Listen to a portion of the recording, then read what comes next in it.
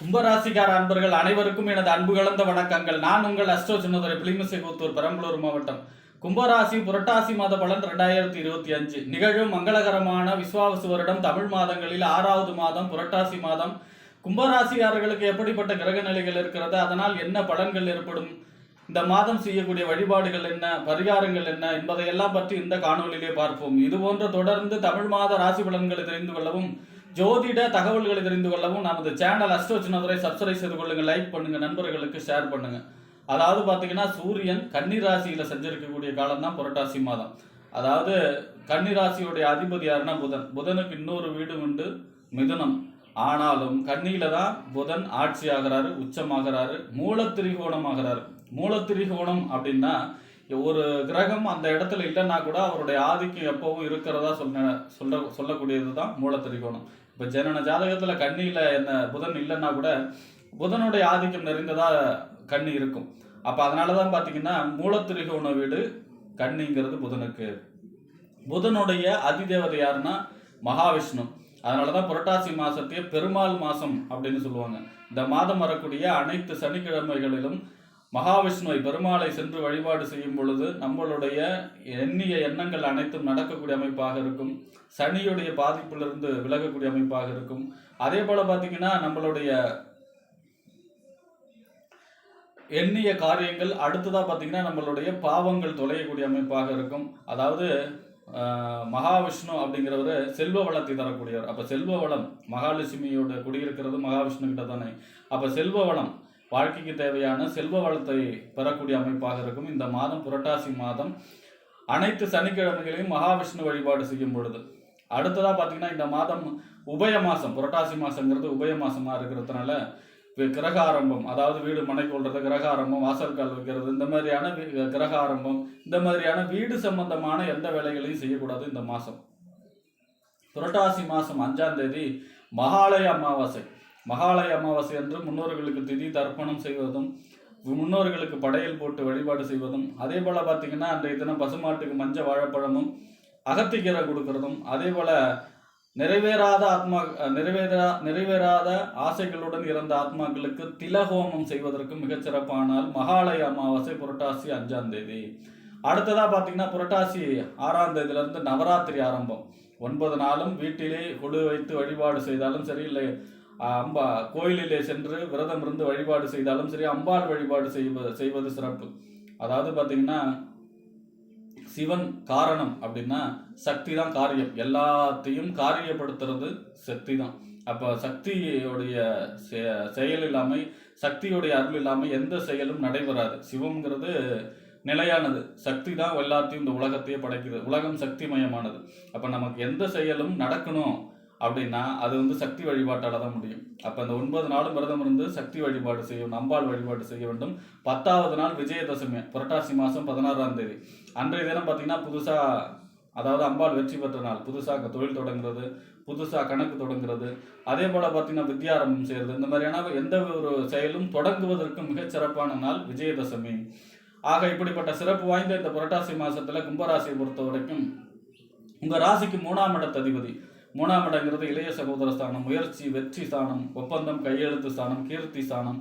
3க்கும் 10ஆம் இடம் என்று சொல்லக்கூடிய தொழில், புகழ், அந்தஸ்து, கௌரவம் அப்படின்னு சொல்லக்கூடிய 10ஆம் இடத்திற்கு அதிபதி யாருன்னா செவ்வாய். செவ்வாய் உங்க ராசிக்கு இந்த மாதம் 9ஆம் இடத்துல குரு பார்வையோடு செஞ்சிருக்கிறார். 9ஆம் இடங்கிறது என்ன? தந்தை ஸ்தானம், பாக்கியஸ்தானம், தொலைதூர பயணம், உயர்கல்வி ஸ்தானம். அப்போ 9ஆம் இடத்துல சஞ்சரிப்பது யோகம். அதுவும் குருவோடு சேர்ந்து, குருவுடைய பார்வையோடு, அந்த 5வது பார்வையோட, அதாவது குருவுடைய 5வது பார்வையோடு சஞ்சரிப்பது அதை விட யோகம். அப்போ 10ஆம் இடத்து அதிபதி 9ல் இருக்காரு அப்படின்னா கர்ம கர்மாதிபதி யோகம், தொழில் சம்பந்தமான வளர்ச்சி, புகழ், அந்தஸ்து, கௌரவம் உயரக்கூடிய அமைப்பு, வெளிநாடு சம்பந்தமான முயற்சிகள் கைகூடக்கூடிய அமைப்பு, அதே போல் பார்த்தீங்கன்னா தொழிலை விரிவுபடுத்தக்கூடிய அமைப்பு, தொழிலிலே வாடிக்கையாளர்கள் பெருகக்கூடிய அமைப்பு, தொழிலில் கொஞ்சம் வளர்ச்சி ஏற்படக்கூடிய அமைப்பு. 3ஆம் இடத்து அதிபதி அவர் தான். 9ல் இருக்காருன்னா இளைய சகோதரம் மூலமாக உதவிகள் கிடைக்கக்கூடிய அமைப்பு, புதிய கான்ட்ராக்ட், தொழில் சம்பந்தமான புதிய கான்ட்ராக்ட் கிடைக்கக்கூடிய அமைப்பு, ஒப்பந்தம் கிடைக்கக்கூடிய அமைப்பு, எதையும் வெற்றி பெறக்கூடிய அமைப்பு. வெற்றி கிரகமே செவ்வாய் தான். அப்போ எந்த ஒரு செயலிலும் துணிஞ்சி செயல்பட்டு வெற்றி பெறக்கூடிய அமைப்பாக இருக்கும். தைரியஸ்தானங்கிறது 3ஆம் இடம். அப்போ எந்த ஒரு செயலையும் துணிஞ்சி செயல்பட்டு வெற்றி பெறக்கூடிய அமைப்பாக இருக்கும். கீர்த்தி, புகழ், அந்தஸ்து, கௌரவம்லாம் உயரக்கூடிய அமைப்பாக இருக்கும். இந்த மாதத்தை பொறுத்த வரைக்கும் செவ்வாய் உங்களுக்கு சூப்பரான பலனை தர இருக்கிறார். ஏன்னா 3க்கும் 10க்கு உடையவர், 9ல் குரு பார்வையோடு இருக்கும் பொழுது செவ்வாய் உங்களுக்கு ஃபேவரட்டாக இருக்கார். அடுத்ததாக பார்த்தீங்கன்னா உங்கள் ராசிக்கு 4ஆம் இடம், அதாவது வீடு, வண்டி, வாகனம், மனை, தாயார், சொத்து, சுகசானம் சொல்லக்கூடிய 4ஆம் இடத்திற்கும் 9ஆம் இடம் என்று சொல்லக்கூடிய தந்தை ஸ்தானம், பாக்கியஸ்தானம், தொலைதூர பயணம், உயர்கல்வி ஸ்தானத்துக்கு அதிபதி யாருன்னா சுக்கிரன். சுக்கிரன் உங்க ராசிக்கு 7ஆம் இடத்துல சஞ்சரிக்கிறார். கேதுவோடு சேர்ந்து சஞ்சரிக்கிறார். 23ஆம் தேதி வரை சஞ்சரிக்கிறார். பொதுவா 4ஆம் இடத்த அதிபதி 7ல சஞ்சரிப்பது யோகம். அதே போல 9ஆம் இடத்த அதிபதி 7ல சஞ்சரிப்பது யோகம். எப்படி அப்படின்னா திருமணம் சம்பந்தமான முயற்சிகள் கைகூடும், குழந்தை பிறப்பு, கருவுண்டாகக்கூடிய அமைப்பு, அதே போல கூட்டு தொழிலே லாபம், வாடிக்கையாளர்கள் தொழிலிலே பெருகக்கூடிய அமைப்பு, பெரிய மனிதர்களுடைய அறிமுகம் ஏற்படக்கூடிய அமைப்பு, அதே போல வண்டி வாகனம் வாங்கக்கூடிய அமைப்பு, அதே போல பார்த்தீங்கன்னா வாகனத்தை தொழிலாக செய்வார்கள், அவங்களுக்கு யோகமான காலம். வீடு வாங்கி விற்கிறவங்களுக்கு யோகமான காலம்.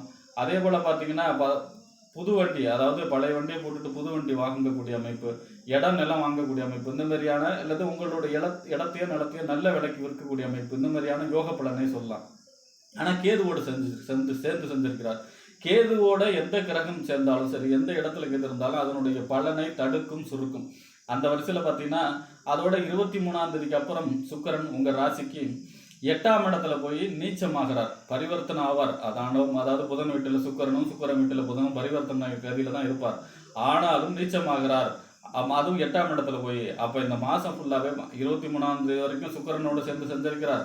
அடுத்தது 8ஆம் இடத்துல நீச்சமாகிறதுனால இந்த மாதம் முழுவதும் மகாலட்சுமி வழிபாடு, அதாவது சுக்கிரனுடைய அதிதேவதை மகாலட்சுமியை அல்லது சயனகூலத்தில் இருக்கக்கூடிய பெருமாளை வழிபாடு செய்யணும். வெள்ளிக்கிழமையில வெண்பட்டு, நெய் விளக்கு, அதே போல மல்லிகைப்பூ இதெல்லாம் போட்டு வழிபாடு செய்யும் பொழுது சுக்கிரனை ஆக்டிவேட் பண்ண ஒரு மாதிரி அமையும். அப்போ உங்களுக்கு யோகத்தை கொடுக்கக்கூடிய அமைப்பாக இருக்கும். இந்த மாதம் மகாலட்சுமி வழிபாடு செய்யும் பொழுது கும்பராசியை பொறுத்த வரைக்கும். அடுத்ததா பார்த்தீங்கன்னா உங்க ராசிக்கு 5க்கும் 8க்கும் உடையவர். 5ஆம் இடங்கிறது புத்திரஸ்தானம், புத்தி, சிந்தனை, செயல்திறன், பதவி, விளையாட்டெல்லாம் சொல்லக்கூடிய இடம். 5ஆம் இடத்திற்கும் 8ஆம் இடம் என்று சொல்லக்கூடிய மறைவு ஸ்தானத்துக்கு அதிபதி புதன் உங்க ராசிக்கு 16ஆம் தேதி வரைக்கும் 8ஆம் இடத்துல ஆட்சி, உச்சம், மூல திரிகோணம்னு 8ஆம் இடம் வலுவடைகிறது.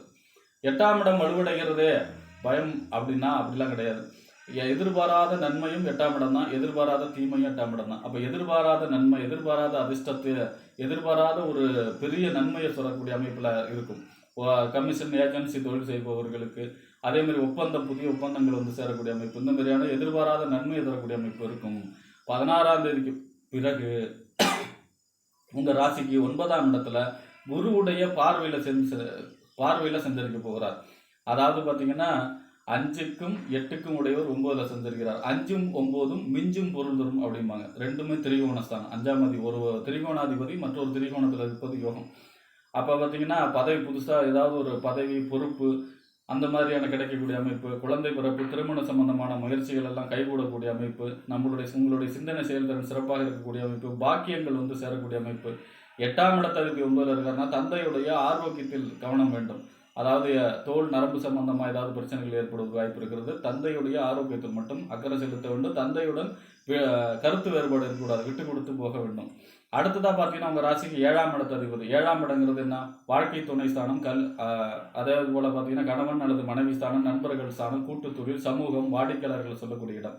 இந்த 7ஆம் இடத்து அதிபதி சூரியன் 8ஆம் இடத்துல மறைகிறார். இந்த மாதம் ஃபுல்லாகவே 7ஆம் இடத்து அதிபதி 8ல் மறைகிறாருன்னா வாழ்க்கை துணையிடம் கவனம் தேவை, விட்டு கொடுத்து செல்ல வேண்டும். அதாவது வாக்குவாதங்களை தவிர்க்க வேண்டும். அதே போல் நண்பர்கள் விஷயத்திலையும் கவனமாக இருக்க வேண்டும். இந்த சமூக வலைதளங்கள் அதெல்லாம் ரொம்ப போஸ்ட் போடுறதெல்லாம் ரொம்ப கவனமாக இருக்க வேண்டும். அதே போல் பார்த்தீங்கன்னா உங்களுடைய தொழிலில் வர்ற வாடிக்கையாளர்களில் கவனமாக இருக்கணும். கூட்டு தொழில் செஞ்சீங்கன்னா பார்ட்னர்கிட்ட கவனமாக இருக்கணும். ஏன்னா 7ஆம் அதிபதி 8ல் இந்த மாதம் ஃபுல்லாக சந்திருக்கிறார். அப்போ சூரியன் ஃபேவரட்டாக இல்லை. அப்போ சிவபெருமான் வழிபாடு, இந்த மாதம் சிவபெருமான் வழிபாடு, மகாலட்சுமி வழிபாடு, புரட்டாசி மாதம் கும்பராசிகர்கள் செய்யும் பொழுது இந்த புரட்டாசி மாதம் என்பது யோககரமான மாதமாக அமையும் என்று கூறி விடைபெறுகிறேன். நன்றி, வணக்கம்.